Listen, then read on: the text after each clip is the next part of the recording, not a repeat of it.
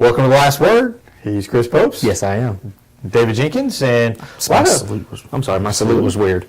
I gotta. You're saluting in that. There you go. That was weird. I did snap it. I did this. I was like, I'm controlling an airplane. Yeah, no, you got to snap it. Yeah, I got to snap it. Sorry, I feel weird. All right, we're ready. I'm ready now. The salute's important. I've done that every show. We got to get. There's a lot of stuff been going on this week. Yes. We had number one. They announced the new district assignments, for basketball and football next year, and there's quite a few changes. Yeah, Class 3 District 1 in basketball is the toughest district in the state of Missouri, maybe even Tennessee, Illinois, anything like that. The district of death. Yeah, it's tough. Yeah, you come out of that district, you're on your way to Final Four. Yeah. Charleston enters the Class 3 District 1 again after being Class 3 District 2 the last 2 years. Of course, they've won Class 3 District 2 the last 2 years.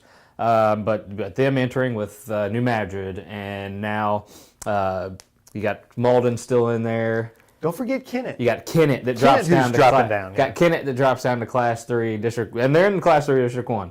So there you go. Kennett, they got to find a new coach. Officially, find a new coach now. We've heard rumors. We've heard rumors of a very exciling name. I won't put it out unless it comes. But if so, this district just gets even tougher. Absolutely. We'll just go over the teams in the district: Crothersville, Charleston, New Madrid, East Prairie, Kelly, Kennett, Malden, and Portageville. They also are in it now. Gives me the shakes just hearing it. You don't want to be in that district. And Charleston has proven no matter what district or whatever, they have a shot to win that district. And Crothersville just beat them in the sectional. They did. They lose Tyrone Austin. They use a senior this year, but they bring back a very, I think, a good underclassmen class as far as that goes. They had a freshman last year who was pretty good. But Crothersville is another. It just makes that district that much tougher when Crothersville is good. That is going to be a tough district. Yeah. You could be a 5 seed in that district and be one of the top 10 teams in the area. Once I saw that, if I'm the AD, I'm putting in for districts. Like I want to host that district. Any advantage you can get. Yes. Any advantage. Yes. But then you go to Class 3 District 2, and Saxony is still throwing a party. I think I hear. I hear them. The streamers are falling. While on the girls' side, it's probably a little bit tougher district for them. And the boys' side, it's getting a little, and Donovan is also at that party. Twin Rivers, there's some teams there, that are going to be, really Saxony's the class going to be the class that next year. I think so. It's Woodland. They're in it, but they lose Zach Beal. They lose a couple other players, so they might come back down just a little bit. I'm not really sure. Donovan, I think, will be a decent team in there. Yeah, Donovan, they'll be in there again, but Saxony right now, on paper, with what they have coming back, is definitely the top. Yeah. That's a way too early prediction in my Class 3 District 2. You go to Class 2 District 1, you have Puxico and Zenith, they're in. Cooter and Scott Central are out. Scott Central drops down to Class 1. That district's still going to be tough. You have, Hayti, Bloomfield, Bernie, South Pemmiscott. That's still going to be a tough district. Yeah, Hayti, they had the talent, I think, to maybe win the district last year, honestly. But Coach Bodwell is a new coach there. He's going to improve that program. Yeah, and with him there and them dropping down to Class 2, they still got Bloomfield, who's going to be pretty good. Yeah. But with them, I think they got a shot to make some noise in that district. Yeah, and then you have Class 2 District 2. That's a completely new district.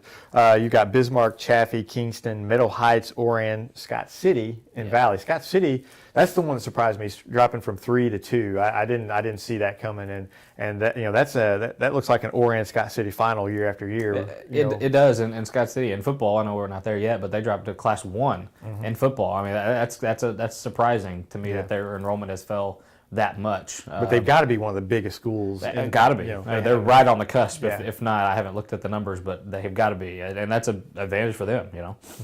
Class 1, District 1. Then we said Scott Central. Scott Central's dropping down. They're going to be in Class 1, District 1. It's the Tri-County Conference plus Scott Central. Yes. So there's some schools there that aren't real happy about that, I'm guessing. And they've been in this district before with a bunch of Tri-County teams, and they've fared well, obviously, in that district. But teams like Risco, who just could not seem to get past them in a sectional or anything like that. And Clarkton, I remember they beat Clarkton in a few district championships, and it's just and I know Scott Central, they're losing Jeffrey Porter, but they're always going to be there, just kind of like a Charleston. And they're going to be good. And dropping down to Class 1 makes it a little bit, a little bit easier for them. Just a little bit. Then you go to Class 1, District 2, the tissue paper district. You've got Leopold, Marquand, and Zalma in. Oran, the Fulton School, and Risco drop out. So Advance and Bell City, they're pretty much going to be the class of that district. You would think so.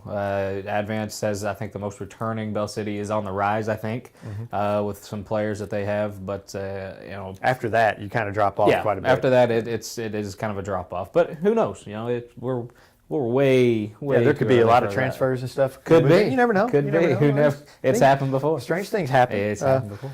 You go to football, Class 4. That it stays the same. You got Class 3. Class 3, I think, got a little tougher. Class 3, District 1. St. Pius the 10th out, and you add Salem, who's traditionally a tough team. That just makes that district even tougher to go along with the Dexters, Kennetts, St. Genevieve's, the Park Hill Central, who's dominated that district last couple of years. Yeah, when you got St. Gen and Park Hill Central, it's typically going to be tough for any of our teams to make make the district final and to two, win it. They're just the football power schools. But that district, you get rid of St. Pius, who traditionally is not very, very well, and add a Salem, that makes it just even tougher for our teams around here. In Class 2, District 1, Grandview, Jefferson, and St. Pius the 10th are in.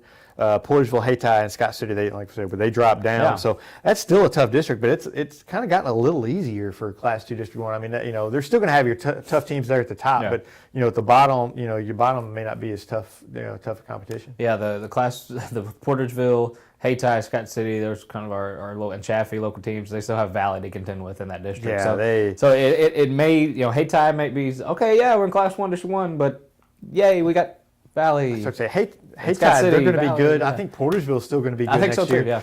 And Scott City, they're going to be able to compete in that. But then you got Valley in your way. So the one who's not liking that at all is Chaffee. Chaffee's like, come on. It's just getting a lot tougher for Chaffee. So it's going to be an issue for them. Yeah, and like I said, making the district championship, I think is going to be a win for any of those teams. But of course, time has proven that the Valley's going to be there too. So it's going to be Valley's the class and then some of that. Absolutely. State championship after state championship. So it's just one of those things. It's one of those things.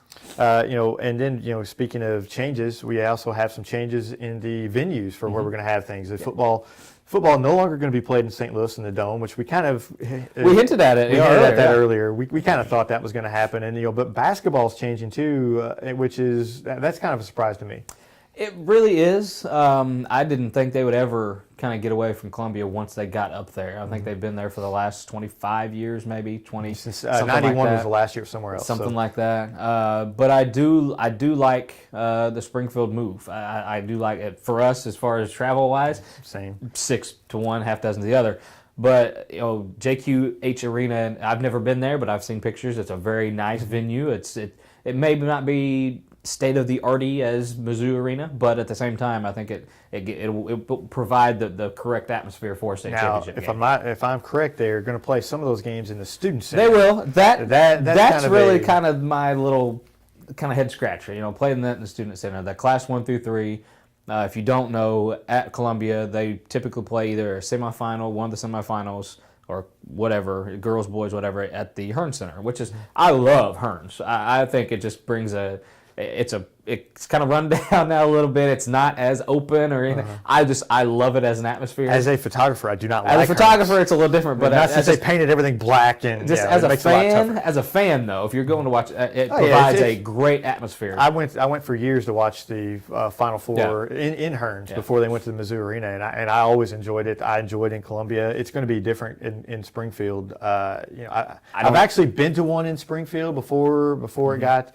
Before it was moved, but it's still going to be a great event no matter where you have it. It's going to be it's going to be a little better atmosphere because it's not as big. Yeah. So I think you're going to have the crowd's going to play a little bit more of a factor in it. But I don't have much of a problem with it. In football now, if I'm not mistaken, it's Springfield next year, and then after that they're going to have it in Columbia. Correct. Which outdoors. So yeah, they'll chill. A little different.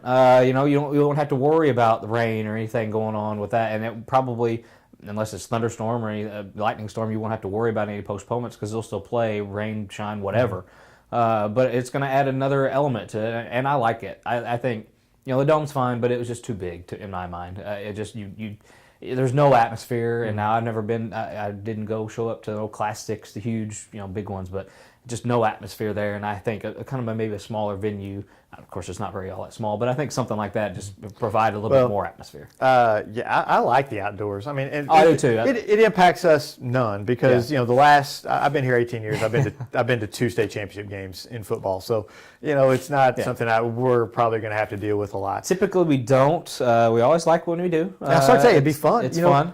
The great thing about the places like that, you have your nice little press boxes where you're going to have plenty of room to, the reporters are going to have plenty of room to stay. They're going to stay warm. Photographers, we freeze our butts off down the field. But as a fan, I think it'll be. I think Springfield is the perfect venue for it. So I too. think because it's not quite as big as Faurot Field. Faurot Field's still huge. I mean, it's still going to be, and being outside, I think the crowd's going to play less of a factor than it would in the dome. In the dome, you can kind of, it kind of magnifies the, being inside. I think being outside, if you're only, 3/4 full or something, even less than that, maybe it's not going to be as loud. So I think, but I think Springfield's a perfect place for it. But I don't get a vote. I like the moves. I know a lot of people with the basketball, they just kind of got used to going up to Columbia and Como bound. That's just kind of a saying. It's been. I like the tradition of it, but I think once you go there, I think the experience of it, I think it's going to be. I've never been there, but just pictures and what I've heard other people say as playing. They play the Bass Pro tournament over there. It provides an excellent atmosphere. For that. I think I think it's going to be a good venue. I do like the tradition of going to Columbia, and Columbia is centralized, but at the same time, it'll be interesting to see, being fun to go to a different place. So. The Hammond Student Center, though, again, heading to the Hammonds. That I don't know. I got to see. I haven't been there. It might be the greatest student center court ever, but it just doesn't pop off. I'm just picturing the rec center at SEMO. It's just me too. It just doesn't. Speaking of SEMO, doesn't excite. Speaking of SEMO, here we go. They've had a few more issues up there with their men's basketball program. It's just dismissals and getting people off the team. Let's recap. If you want to call it an issue, I guess. The Eric McGill dismissed from the team. Robbie Dozier and Jalen Stewart, they're both transferring. Tony Anderson is leaving school to go to the NBA. Yeah, okay. And then of course this goes along with the 3 players that were dismissed in December. So that's 1, 2, 3, 4, 5, 6, 7 players. 7 players that's left the Red Hawks basketball team since December. Yes. Mass exodus, and they're left with only 5 players on the roster right now. It's off a 5-win team. That's not good. It's not good. You know me, Jinx. I'm the optimist on the show. Eternal optimist. I am the optimist on the show. I want SEMO basketball to do well. As do I. As this is now, with all these players leaving, this is the time where Ray can get his guys in. And if he is going to do or have any kind of legacy or any kind of blip on SEMO basketball, this is the time to do it. Now, with his guys. Now, I understand this first year, coaches, they got to get acclimated, and now he's going to get his guys in. Now I think is when you can kind of see what kind of coach he's going to be. The problem I see is that he came in last year and he's already lost some of these freshmen. That Anderson, Dozier, and Stewart. I believe they were all his recruits. Yeah. So he's already losing the recruits that he did get in here. Of course, I will not step foot in the Show Me Center as long as he's the coach, and that's that's fine. I have my right to do that, and as a SEMO alum, I will voice my displeasure with the basketball program at the time. I mean, it's a lot like I don't know if it may be even worse than when Scott Edgar was last on campus. It's a dismal time, but you are right. He does have a chance to get his players in there now, And if it doesn't improve, it's then it's going to be time to if it doesn't improve, you give a coach 3 years with his guys. You have to minimum. Well, and they're going to have to anyway because they're they pay the salary of they have to pay the buyouts and everything. You don't want to get into a thing where you're firing a coach. No. And I'm not saying they should fire him, but I'm not going to step foot in the arena as long as he's there. I'm just saying as long give him 3 years. I think from now, give him 3 years to get some guys in, see what he's going to do. If that 5-24, 25 record does not improve, then we got to start looking somewhere else. It looks shaky though. It looks like it's not looking good. It doesn't shed a good light on the program. It doesn't. And if you're a player, do you want to come there? And there's a lot. The OVC seems to be getting better and better teams. I just don't. I'm not happy with the way the state program is in, and it just seems to be getting worse every year. I understand transfers happen, stuff happens. Players don't mess with new coaches. I get that, but at the same time, you gotta start going, get some positive going because it's not looking good right now. There's maybe just keep a team out there. Maybe it's, where you're just hey, a team. We got 5 players you can play. That's all you need is 5. No fouls. All right, Charlie's telling us we got to go. He's doing a lot of this, so he's tired of listening to us. Yeah, he's tired of listening. He's been yawning back there. So we'll see you guys next week on Last Word.